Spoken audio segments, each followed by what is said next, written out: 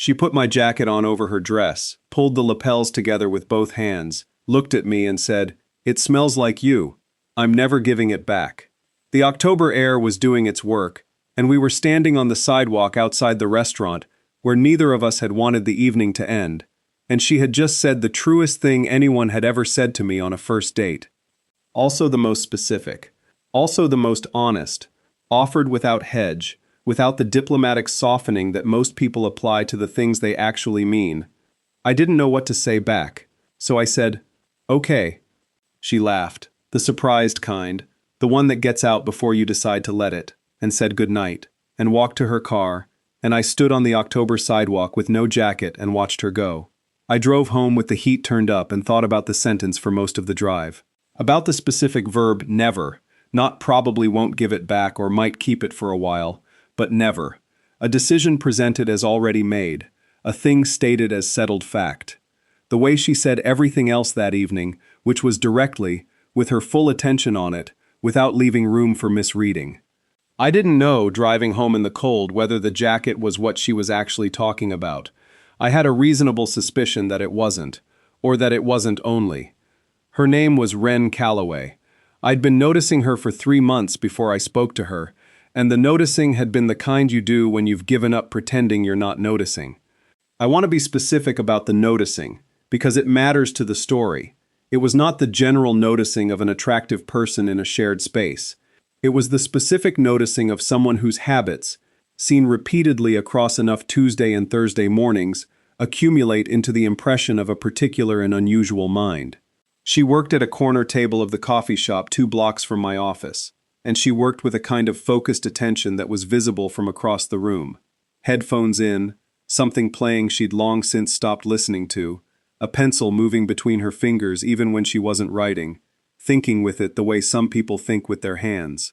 She moved between a paper notebook, a large tablet, and a laptop in a rotation that looked improvised from a distance, and was clearly systematic from anywhere closer.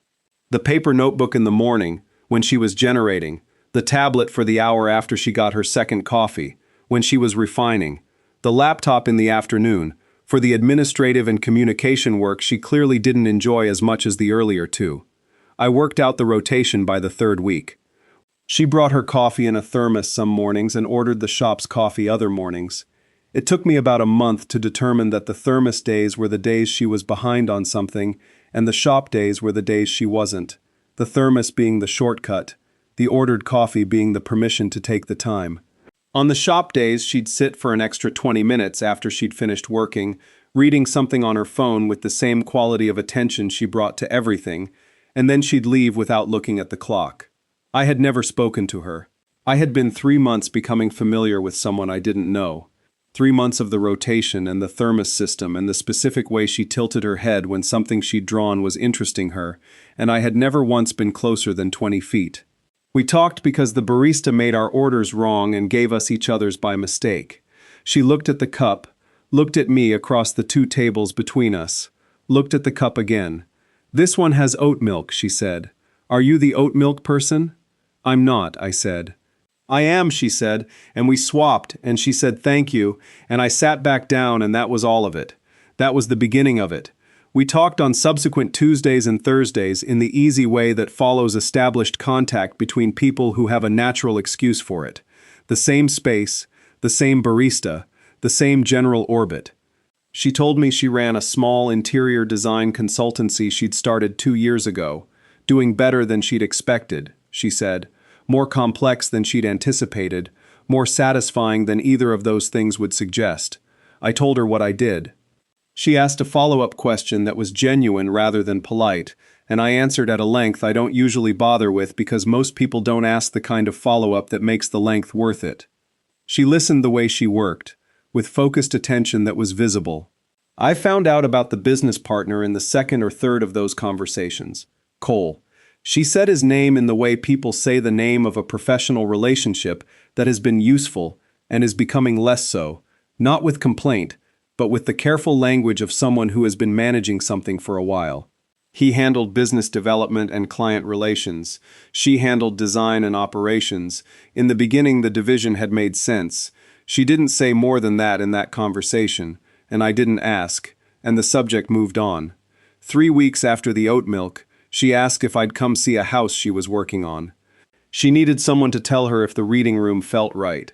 I had, apparently, said something in a previous conversation about reading rooms and how I'd arranged mine, and she had filed it away, and now she had a reading room that needed an outside opinion. The reading room felt right. We got dinner after and talked for 4 hours. That was a date, she said, on the sidewalk after. Matter-of-factly, with the directness she brought to most things. I'm saying it was, so that we both know. And that's when she put on my jacket. The date itself, the 4 hours of it, was the specific kind of good that resists summary.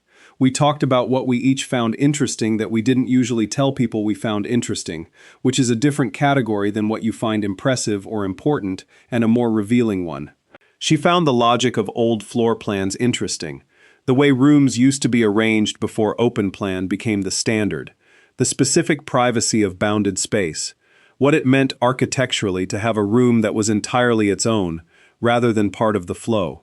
She'd been reading about this for years, she said, for reasons she hadn't fully worked out, something about the idea of designated space for a single purpose appealing to her at a level she couldn't entirely explain. I told her I found the accounting of small things interesting, the microeconomies of daily decisions, the way individual habits compound into something that from a distance looks like character or fate, but from closer up is actually just arithmetic, the way what you do every day adds up faster than you expect, to something you either chose or failed to choose. She said, "That sounds like a very disciplined way to be romantic."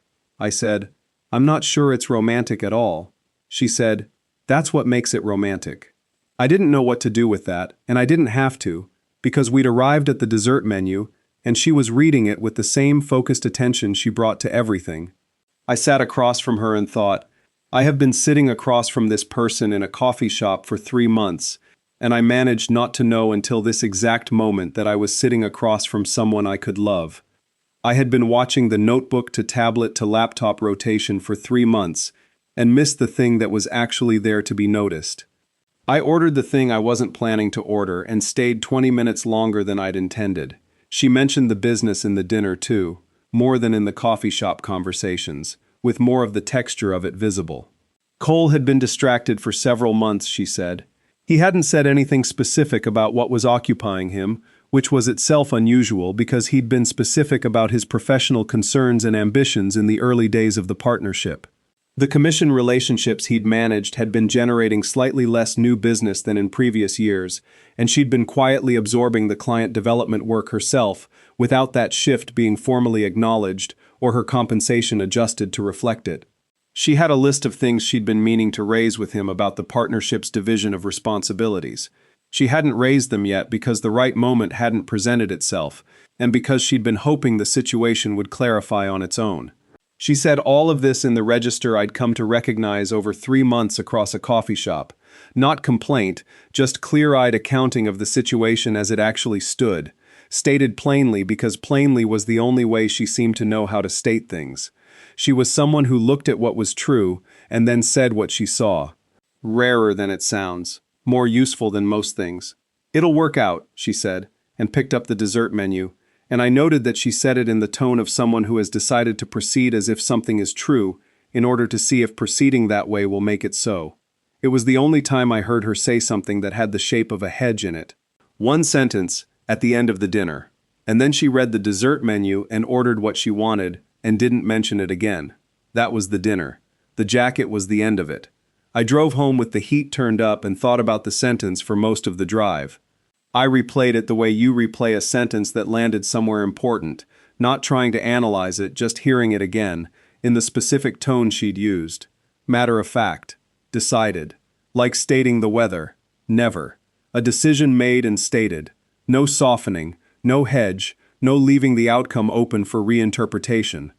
Most people, at the end of a first date with a borrowed jacket, would say something that maintained the ambiguity, something that protected them from having committed too much if it didn't work out.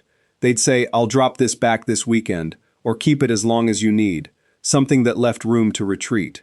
She had said the opposite of that. She had said the true version, the short one, the one that meant exactly what it said and also meant something else. And she'd said it as though saying the something else plainly was simply the correct thing to do on a sidewalk in October after 4 hours that had clearly been a date, which she'd announced was a date before I could figure out how to announce it myself. I thought about the 3 months of the coffee shop, about the rotation between the notebook and the tablet and the laptop, about the pencil between her fingers. About the fact that she'd arranged the reading room viewing because she'd wanted to spend a dinner actually talking to me. And she'd wanted that specifically because 3 months of watching me from across a coffee shop had given her enough information to decide it was worth wanting. She had been paying attention too, for 3 months, from across the same room. I called Marco on the way home. I just had the best first date of my life, I said. He said, first dates are supposed to be terrible. I know, I said. This one wasn't. What happened? I told him about the jacket. He was quiet for a moment. Then, do not do anything to ruin this. I know, I said. The weeks that followed had the quality I associate with things that are new and good and haven't yet developed complications. Easy, forward-moving, with the specific texture of two people who have decided to pay attention to each other and are finding out what that actually means across different contexts. We talked every day, which happened naturally rather than by arrangement.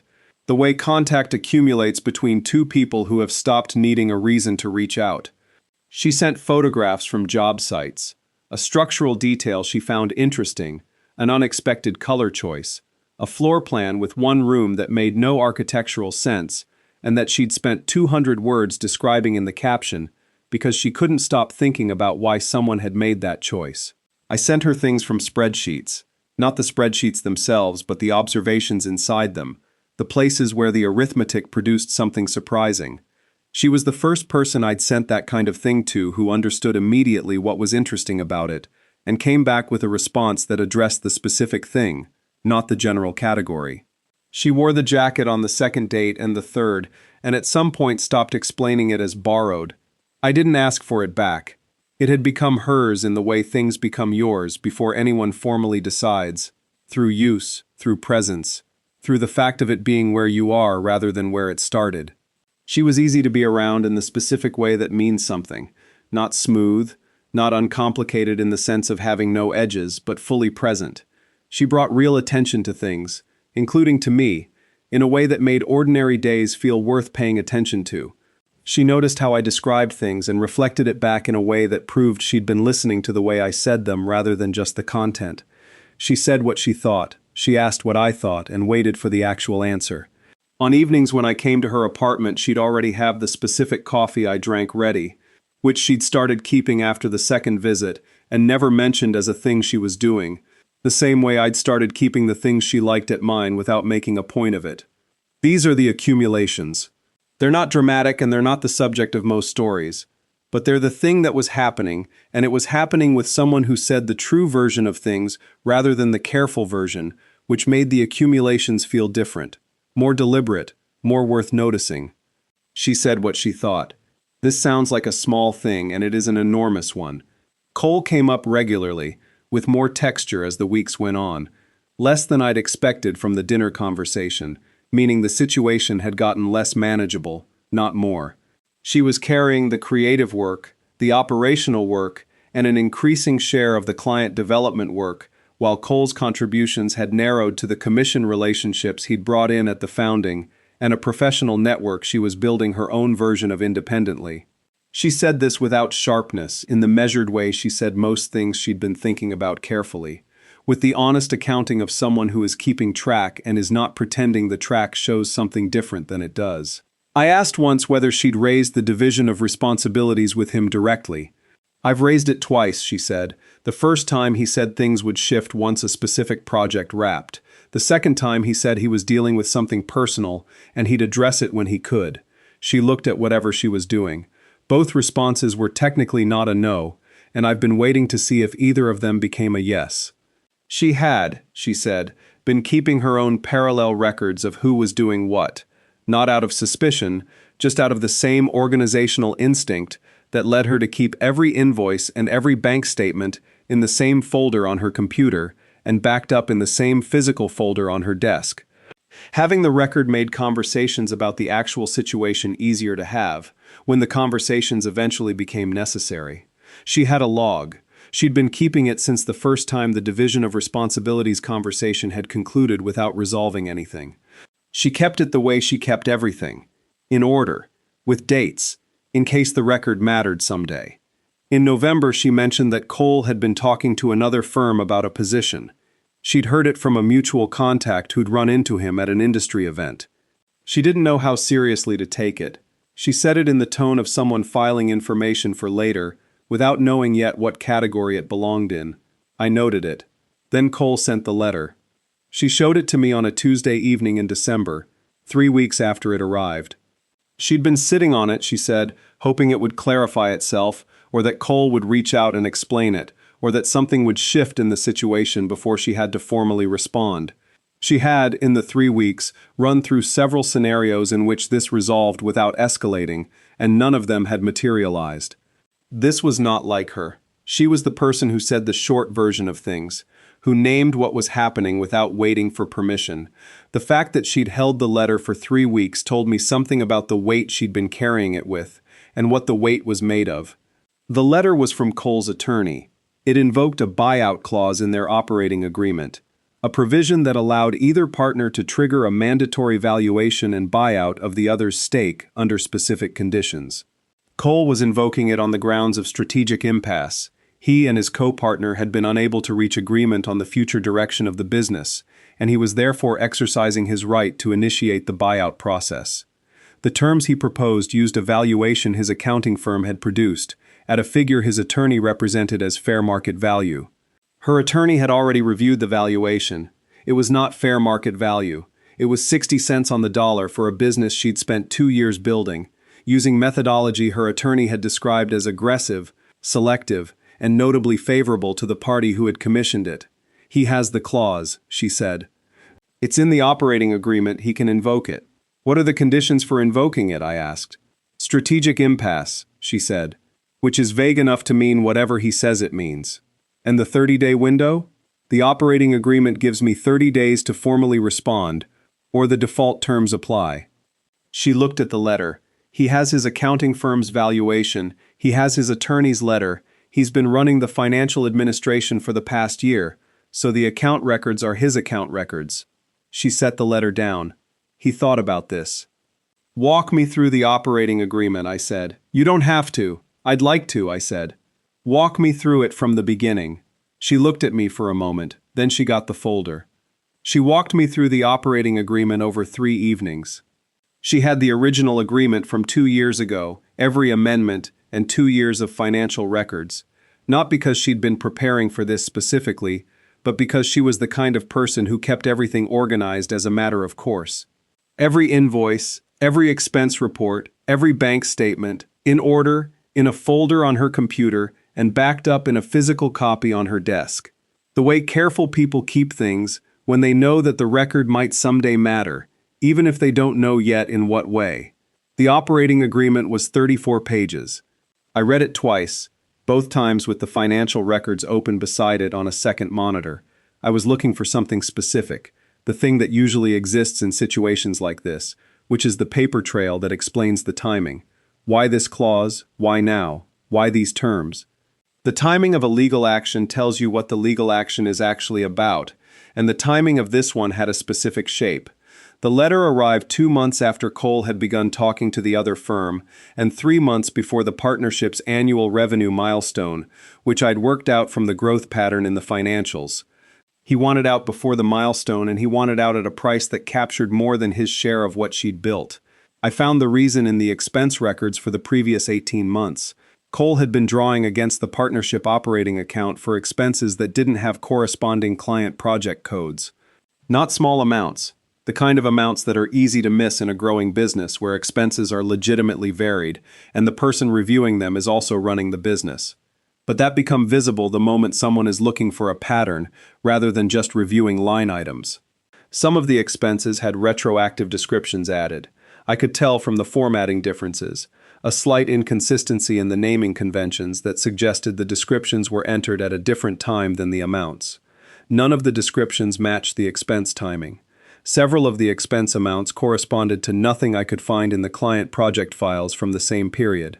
They corresponded Once I worked backward through the timeline to approximately the period when Cole had started seriously considering the other position. 18 months of draws. Consistent, regular, sized to stay below the threshold that would have triggered an automatic audit flag, but substantial in aggregate. I pulled the operating agreement to Section 14. The financial controls section, the section Cole had been responsible for managing throughout the partnership, contained a provision that defined unauthorized draws on the partnership account as a material breach by the drawing partner. A material breach triggered entirely different buyout terms than the ones Cole had invoked. Not the valuation methodology in his letter, but a formula based on the breaching partner's proportional capital contribution, adjusted for the unauthorized amounts, with the non-breaching partner able to purchase the breaching partner's stake at that adjusted figure. He had written a provision protecting the partnership from financial misconduct by one of its members, and then he had committed exactly that misconduct. The provision he'd helped draft applied to the actions he'd taken, and it pointed to buyout terms that were significantly more favorable to her.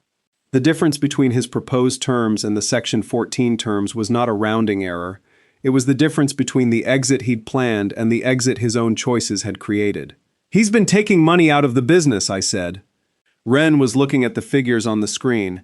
"Is that what that is?" The descriptions were added after the fact. The expense codes don't match anything in your project files, and the timing, I showed her. This started right around when he began talking to the other firm. 18 months ago. She was quiet for a moment, reading through the records the way she read everything, with her full attention on it, not looking away from what it said. "He was preparing to leave," she said, "and while he was preparing, he was taking from the account. And if he's in breach of the operating agreement, he can't invoke the strategic impasse clause to trigger a buyout at favorable terms," she said. "Not when his own breach triggered Section 14 first." She looked at me. "He thought I wasn't paying attention to the money. He thought I was too focused on the work to look at the account." "He ran the financial administration," I said. "He was the one who brought in the accounting firm. He thought he was the only one reading what he was keeping."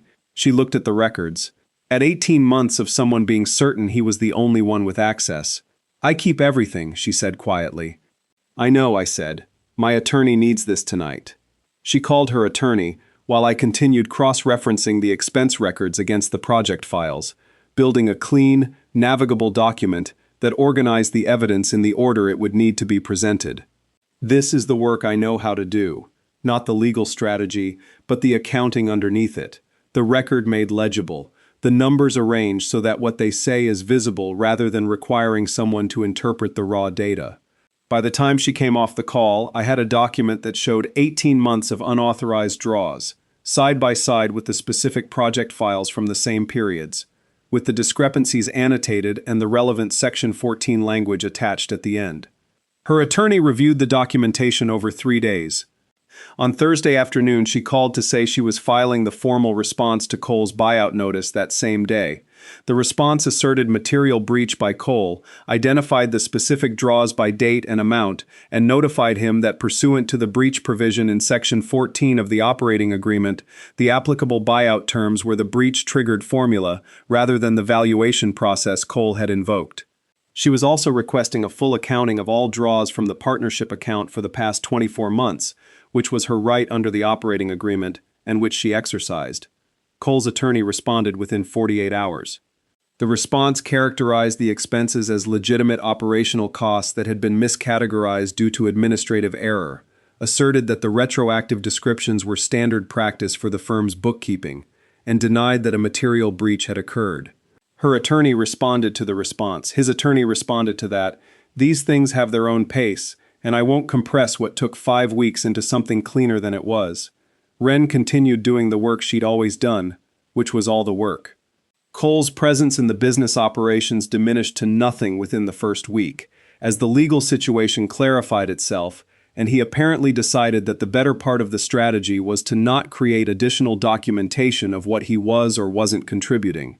Her attorney and his attorney exchanged documents and arguments and counter-arguments and eventually ran out of angles that were viable. At the end of the 5 weeks, Cole accepted the Section 14 terms. He had thought the clause was in his favor. It was in the operating agreement he'd helped draft. in the section he'd been responsible for managing.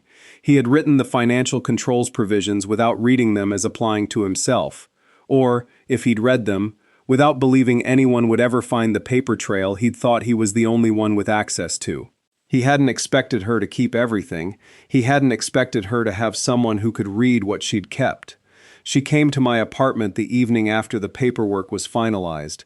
She was wearing the jacket over a blouse, the way she'd been wearing it in cold weather for months now, not as borrowed, not as something on loan, but as something that had found its way into the rotation of things that were simply hers. She brought a bottle of wine she'd mentioned once, weeks ago, that she was saving for something specific. "This is the something specific," she said. We sat at the kitchen table with the window open a few inches, and the winter evening coming in cool at the edges, and she was quieter than usual in the particular way she was quiet when something large had finished, and she was still adjusting to the shape of the space it had occupied. "It's mine," she said, after a while. "Not to me exactly, to the fact of it. It's yours," I said. She turned the glass between both hands. "When I started it, I didn't know exactly what I was building toward. I just knew I had to start, that I could see what I wanted to make, and I needed to begin making it.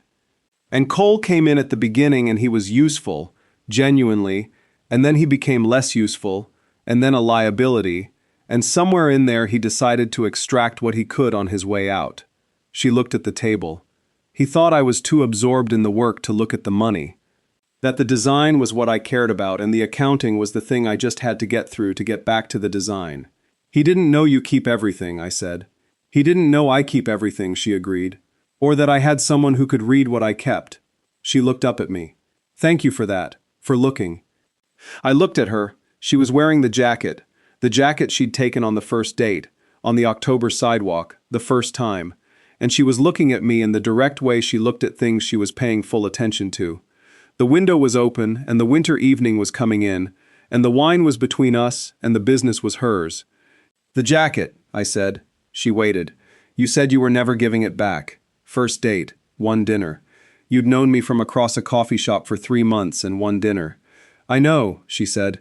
"Most people would have said something vague, something that left room to backtrack." She held the glass. "I've found," she said, "that most people say the longer version of the honest thing when the shorter version is available. The version with more room around it, more qualifications, more distance from what they actually mean. Because the shorter version feels like too much." She looked at the glass. "But the shorter version is usually what's true. And I'd been watching you across a coffee shop for 3 months, and I'd spent one full evening actually with you. And at the end of it there was a jacket." She set the glass down. So I said the thing. "The short version," I said. "The true version," she said. The jacket was just what was available to say it with. I thought about that for a moment.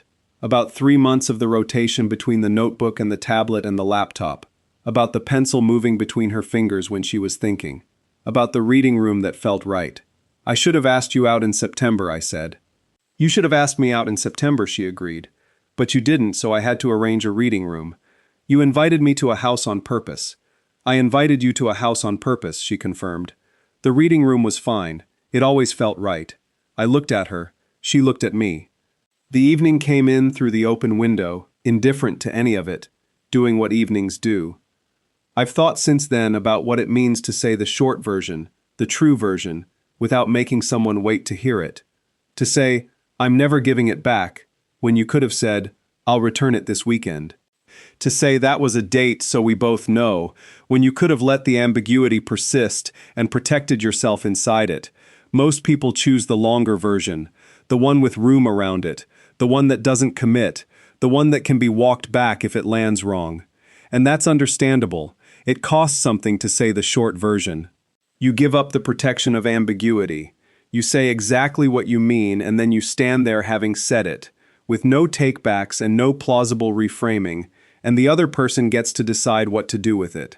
She said it anyway. On a sidewalk in October, with my jacket pulled around her. One dinner. She hadn't needed more information than that.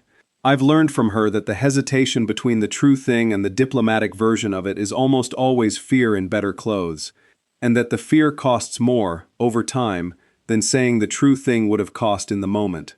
That "I'm never giving it back" costs a second of vulnerability on a first date sidewalk, and returns something that no amount of careful longer sentences can buy back.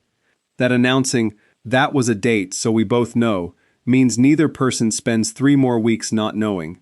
She loses nothing by saying things directly. She gains whatever the true response is, which is more valuable than a managed response to a carefully hedged statement. Cole spent 18 months preparing to take something from someone he believed wasn't watching. He was wrong about that in every direction. She watches everything, she keeps everything. And she had someone at the table who could read what she kept. He chose the long version, the slow extraction, the retroactive description, the careful positioning, and found that the clause he thought was in his favor had been triggered by his own conduct 18 months before he invoked it. The jacket is in her apartment. She wears it to the coffee shop on Tuesdays and Thursdays, where we still go, still from habit, still from the pleasure of a thing that began with a swapped cup and a barista who grabbed the wrong order. She has her corner table and her specific way of working, the notebook in the morning, the tablet after the second coffee, the laptop for the administrative work she does efficiently and without much enthusiasm. I have the table across from her, which is the same table it has always been and now, also completely different. She still has the jacket. I was never going to ask for it back. She knew that from the first night. She said so, on the sidewalk, in October.